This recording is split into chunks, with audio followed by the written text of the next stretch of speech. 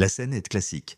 Vous demandez pour la 10e fois à votre enfant de mettre ses chaussures. Votre voix monte d'un ton à chaque répétition. Vous sentez la moutarde vous monter au nez, la frustration est à son comble. Vous finissez par hurler, et là enfin il s'exécute. Mais à quel prix? La culpabilité, les pleurs et ce sentiment terrible d'avoir perdu une bataille. La question qui vous hante est: comment est-ce possible d'établir une autorité saine sans avoir à crier pour être entendu? Dans cette vidéo, je vais vous dévoiler les secrets de l'autorité silencieuse, des techniques concrètes et des phrases exactes à utiliser pour que votre enfant coopère dans le calme. Et restez bien jusqu'à la fin car beaucoup de parents bienveillants font une erreur commune qui sabote tous leurs efforts sans même s'en rendre compte.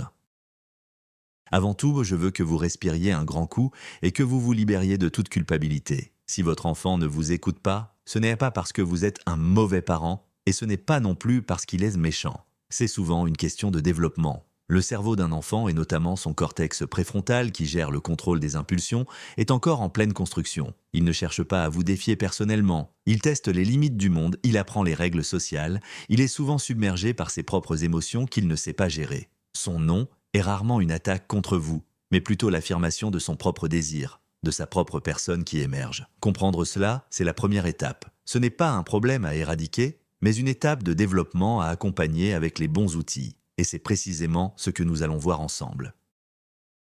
Le premier pilier de l'autorité silencieuse est paradoxal. Pour vous faire entendre, baissez la voix. Oui, vous avez bien entendu. Chuchoter.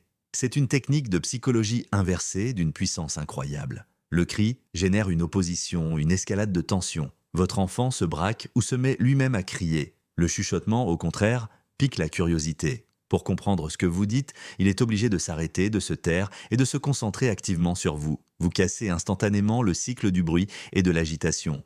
Vous créez une bulle de calme et d'intimité. La prochaine fois que vous demandez de ranger les jouets et que personne ne bouge, au lieu de crier « Rangez-moi ça », approchez-vous de votre enfant, mettez-vous à sa hauteur et murmurez « J'ai une mission secrète pour toi. Il faut cacher tous les Legos dans leur boîte avant que papa ne rentre. » Vous transformez une corvée en jeu et une confrontation en un moment de complicité. C'est magique. La deuxième clé est la connexion avant la correction. Un enfant qui se sent déconnecté de vous n'aura aucune envie de coopérer. Imaginez que votre patron arrive et vous aboie un ordre sans même vous dire bonjour.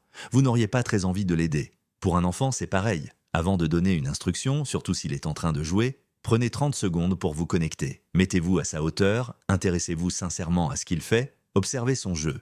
Posez une question. Waouh, ta tour est immense. Comment as-tu réussi à la faire tenir? Une fois que le contact visuel est établi, qu'un sourire est échangé, que le lien est rétabli, votre demande aura infiniment plus de poids. Par exemple, au lieu de crier depuis la cuisine « Viens mettre la table », allez le voir et dites « Ta construction est magnifique. Dans 2 minutes, quand tu auras posé la dernière brique, j'aurai besoin de mon super assistant pour mettre les assiettes. » La différence de réception est phénoménale. Le troisième principe est d'une simplicité désarmante, une seule instruction à la fois. Souvent, nous submergeons nos enfants avec une avalanche d'ordres. Range ta chambre, mets ton pyjama, brosse-toi les dents et descends. Pour leur cerveau en développement, c'est comme essayer d'écouter 4 chansons en même temps. C'est impossible à traiter. Ils se sentent dépassés et, par réflexe, ne font rien du tout. Simplifiez. Découpez la routine en micro-tâches claires et uniques. Concentrez-vous sur une seule chose. Une fois qu'elle est faite, vous pouvez passer à la suivante. Vous pouvez même le rendre ludique. Par exemple, pour la routine du soir, dites « Première mission, si tu l'acceptes, mettre tous les coussins sur le canapé. » Top. Une fois que c'est fait, vous célébrez « Super, mission accomplie, prêt pour la mission numéro 2, le pyjama de super-héros t'attend. » Cela rend le processus beaucoup moins intimidant et augmente considérablement les chances de coopération sans que vous ayez à hausser le ton. Passons au 4e outil, le choix orienté. Les enfants, surtout vers l'âge de 2 ou 3 ans, ont un besoin fondamental d'autonomie et de contrôle sur leur vie. Les crises de non sont souvent une simple expression de ce besoin. Au lieu d'imposer, offrez un choix. Mais attention, un choix dont les 2 options vous conviennent. Le cadre reste le vôtre, mais l'enfant a l'impression d'être le décideur. C'est une illusion de contrôle qui désamorce énormément de conflits. Par exemple, au lieu d'ordonner « mets ton manteau », demandez « on sort ». Tu préfères mettre ton manteau bleu ou ta veste rouge? La question n'est pas « est-ce que tu mets un manteau ?» mais « lequel ?» Autre exemple, c'est l'heure du bain. Tu veux prendre le bateau de pirate ou les canards avec toi? Ou encore, il faut se laver les dents. Tu commences par les dents du haut ou les dents du bas? Vous restez le capitaine du navire, mais vous lui confiez la barre pour de petites décisions. C'est la base de l'autorité respectueuse. Le cinquième secret réside dans le pouvoir des mots, et plus précisément dans l'utilisation du « je » plutôt que du « tu ». La phrase « tu ne m'écoutes jamais » ou « tu es encore en train de faire du bruit » est perçue comme une accusation. L'enfant se sent attaqué, et son premier réflexe est de se défendre, de se fermer ou de contre-attaquer. Inversez la perspective. Parlez de vous, de votre ressenti, de votre besoin. C'est une technique de communication non violente redoutable. Au lieu de « arrête de crier », essayez « j'ai les oreilles très sensibles et les bruits de fort me font mal à la tête. J'ai besoin que nous parlions plus doucement à l'intérieur de la maison ». Au lieu de « tu mets du désordre partout », dites « quand je vois les jouets par terre, je suis inquiète à l'idée que quelqu'un puisse tomber et se blesser. J'ai besoin de ton aide pour que notre maison soit un endroit sûr pour tout le monde. » Vous n'accusez pas, vous exprimez un besoin. C'est une invitation à la coopération, pas une déclaration de guerre. Le sixième outil est peut-être le plus difficile à maîtriser pour nous, parents impatients.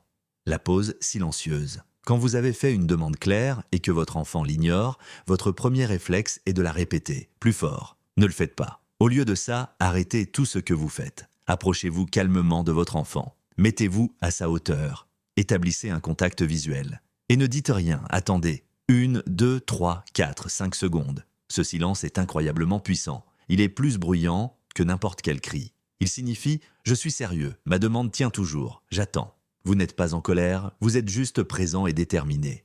Cette pause donne aussi à l'enfant le temps de traiter l'information, de sortir de sa bulle et de comprendre que la situation est importante. Très souvent, sans que vous ayez à ajouter un mot, il finira par s'exécuter. C'est l'art de la présence calme. Le septième point est crucial pour s'assurer que votre demande est bien passée. C'est la confirmation par l'action ou la reformulation. Un simple « d'accord » ou « t'as compris » ne suffit pas. L'enfant répondra « oui » automatiquement. Vous devez vérifier qu'il a réellement intégré l'information. Pour cela, vous pouvez lui demander de reformuler. « Je t'ai demandé d'aller chercher tes chaussures. Peux-tu me répéter ce que tu dois faire maintenant ?» Ou encore mieux, demander une action simple qui prouve sa compréhension. « D'accord, il est temps d'éteindre la tablette. Montre-moi où est le bouton pour l'éteindre. » En faisant cela, vous vous assurez qu'il n'est pas juste en train d'ignorer une instruction vague, mais qu'il a bien compris la tâche attendue. Cela l'engage aussi dans le processus. C'est une technique simple qui évite des dizaines de répétitions et de frustrations, en s'assurant que le message est bien reçu dès la première fois. Votre corps parle plus fort que vos mots. C'est le huitième principe.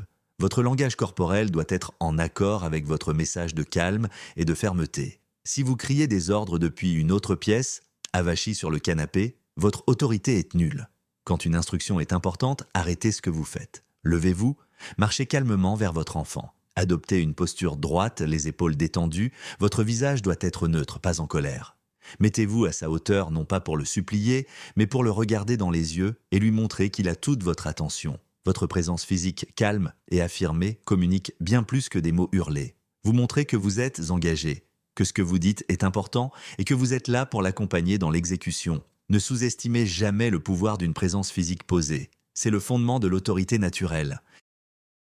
La neuvième stratégie est proactive, anticiper et prévenir. Beaucoup de crises éclatent lors des transitions. Quitter le parc, arrêter un jeu pour aller au bain, éteindre les écrans, ces changements sont difficiles pour le cerveau d'un enfant. La meilleure façon de les gérer n'est pas de crier quand la crise est là, mais de l'éviter en préparant l'enfant. Annoncer les transitions à l'avance, utiliser un minuteur. Dans 5 minutes, le minuteur va sonner et ce sera le moment d'arrêter de jouer pour aller dîner. Tu peux choisir un dernier jeu. Cette simple annonce permet à son cerveau de se préparer au changement, ce qui réduit considérablement la résistance.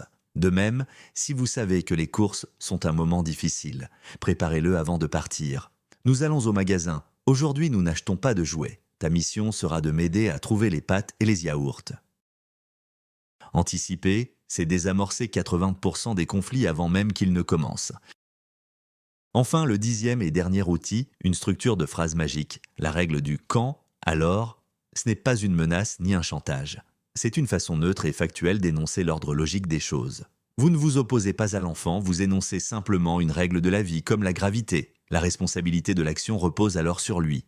Par exemple, au lieu de « si tu ne ranges pas tes jouets, tu seras puni », ce qui crée une opposition dite « quand tes jouets seront rangés, alors nous pourrons lire l'histoire ». C'est calme, c'est factuel. L'accès à l'activité plaisante, l'histoire, dépend de l'accomplissement de la tâche, le rangement. Autres exemples, quand ton manteau sera sur le cintre, alors tu pourras prendre ton goûter. Ou, quand tes mains seront propres, alors nous pourrons passer à table. Vous n'êtes plus le méchant qui interdit, vous êtes celui qui énonce les règles du jeu.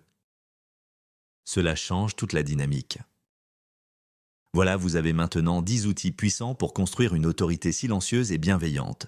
Le chuchotement, la connexion, l'instruction unique, le choix orienté, le message «je», la pause, la reformulation, le langage corporel, l'anticipation et la règle du «quand». Alors, l'autorité silencieuse, ce n'est pas de la magie.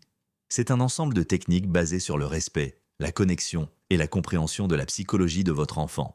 Je sais que ce n'est pas facile. Être parent, c'est un apprentissage de tous les jours. Soyez indulgent avec vous-même, vous ne réussirez pas à tout appliquer parfaitement du premier coup, et c'est normal. Chaque petit pas, chaque cri évité est une immense victoire. Vous êtes de bons parents, et vous avez tout ce qu'il faut pour réussir. Si cette vidéo vous a aidé, n'oubliez pas de mettre un pouce bleu et de vous abonner pour ne manquer aucun de nos prochains conseils.